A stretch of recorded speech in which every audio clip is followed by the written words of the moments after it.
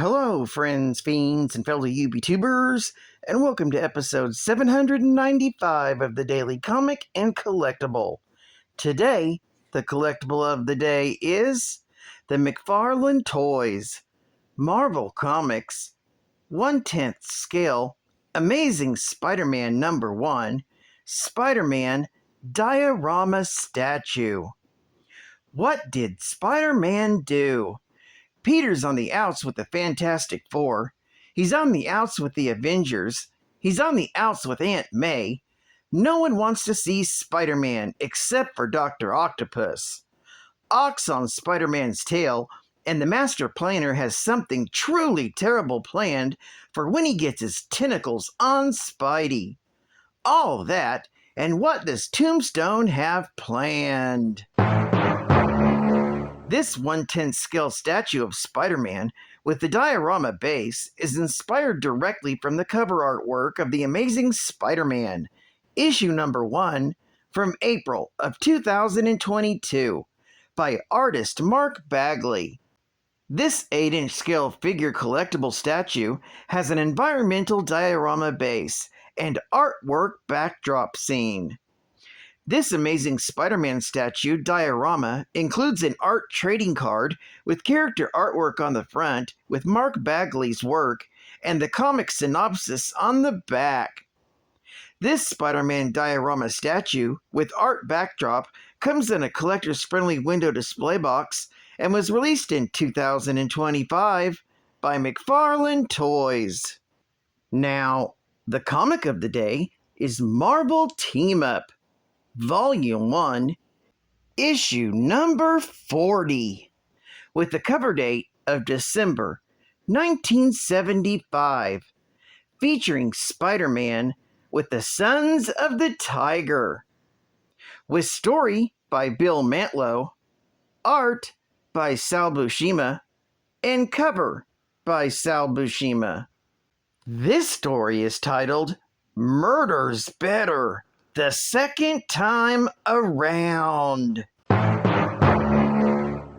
The story opens with the supposedly revived Crime Master and the Sandman. A battle rages between them and the Big Man and the Enforcers over control of the underworld, with Spider-Man and the Human Torch caught in the battle. During the battle, the Human Torch and Spider-Man are overpowered and defeated, and the Enforcers are defeated as well. Meanwhile, Lin's son and Lotus Sinchuko are walking past the warehouse where the battle is going on, as it is near the dojo of the Sons of the Tiger, and decide to spy on the situation. Seeing that the Big Man and Crime Master are fighting over the right to kill Spider-Man and the Human Torch, they get the other Sons of the Tigers and attack. During the fight, Spider-Man and the Human Torch are freed, and Sandman, the Enforcers, Big Man, and Crime Master manage to escape. However, the Human Torch leaves, wanting to catch up with the date he had planned before he was captured. So Spider-Man continues alone after the crooks. He spots them escaping out of a manhole and follows them as they enter the Sons of the Tiger's dojo and take them hostage. However, Big Man and Crime Master begin arguing to the point where Crime Master shoots Big Man in cold blood. Spider-Man arrives and frees the Sons of the Tiger, and they all defeat the Sandman, Enforcers, and Big Man. After the battle, both Crime Master and the dead Big Man are unmasked. While Crime Master is revealed to be Nick Lewis Jr., the son of the original Crime Master, Big Man is revealed to be Janice Boswell, the daughter of the original Big Man. Lewis is then mortified to find out that he shot Boswell, who was the woman he loved. Spider-Man and the Sons of the Tiger leave the distraught crime master for the police. This story is continued in Marvel Team Up, issue number 41.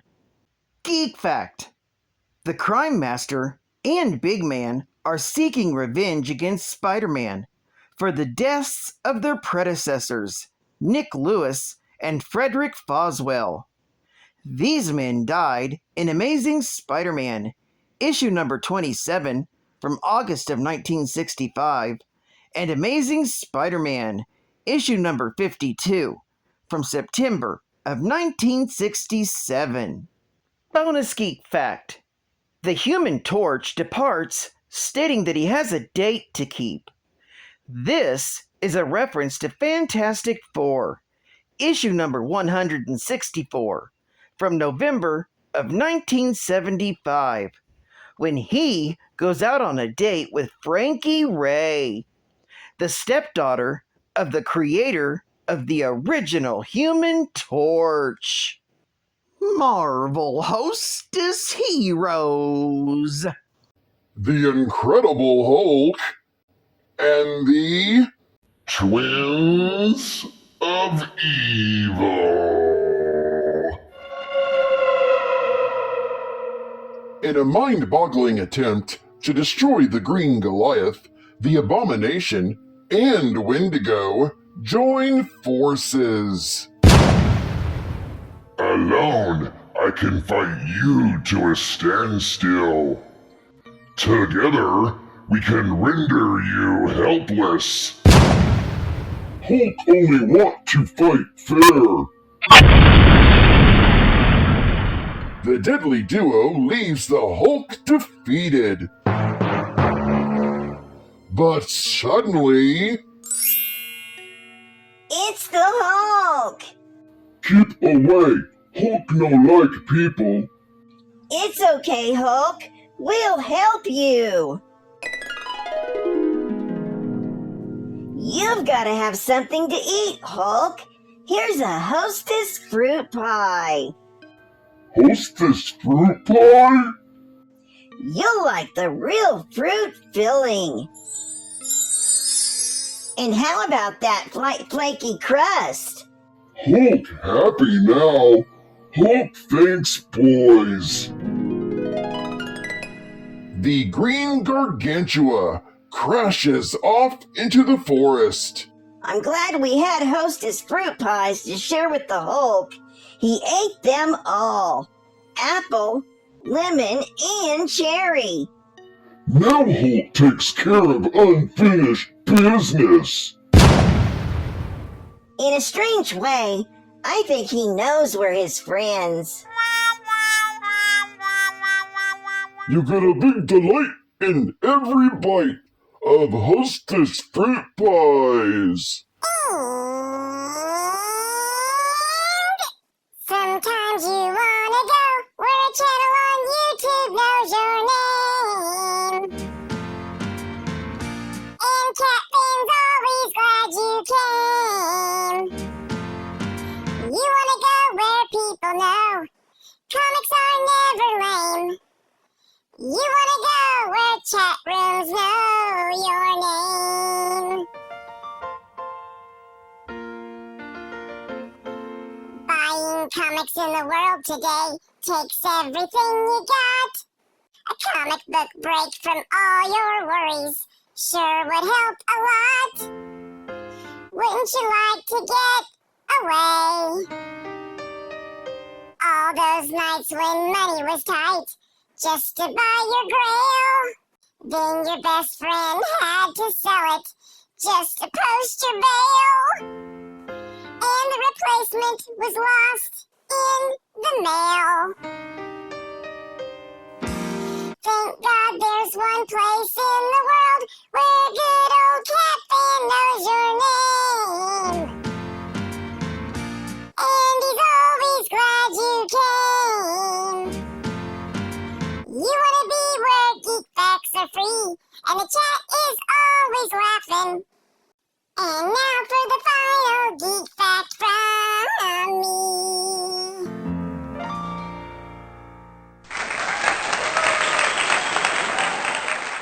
The Sons of the Tiger were 3 friends and martial arts students of Master Key. They were Lynn's son, the leader, Abe Brown, and Bob Diamond. Lynn's son was walking back from a martial arts tournament with his first place trophy when he was suddenly attacked by ninjas in front of his school in San Francisco. After defeating the villains, he went into the Tiger Dojo, which had been ransacked. He found a dying Master Key who told him that there were forces in this world which could destroy us, and then pointed to a box on a shelf, after which he died. In the box, Lynn found 3 amulets made of jade, a tiger's head, and 2 claws, the symbol of their school. The inscription at the base of the box read, "When 3 are called and stand as one they'll fight, there will be done. For each is born anew, the tiger's son." They were later known as the Amulets of Power. Soon after, Lynn met up with his 2 friends, Abe Brown and Bob Diamond, who had also been attacked by ninjas. Lynn recounted the story of Master Key's death and gave each of them one of the Jade Tiger Claw amulets. They soon discovered that when they joined hands and chanted the inscription from the box, they became mystically connected. Their martial arts skills combined to become one force. Their physical abilities were tripled when they wore the amulets. The trio then went on to fight the Silent Ones, an evil organization with mystical ties attempting to rule the world. During this period, they were joined by Lotus, a former slave to the Silent Ones, whom they freed from their control. The trio eventually broke up due to a romantic triangle between Lynn's son, Lotus, and Diamond, and Lynn's son threw all 3 amulets into the trash can located in the alley. There, Hector Ayala found the amulets and wore them to become the White Tiger. Well, I'd like to thank you for joining me for another Daily Comic and Collectible, and I hope to see you again Friday. This is Cut Fun Comicsman, and I'll catch you on the flip, Thunder Kitties. Over and out.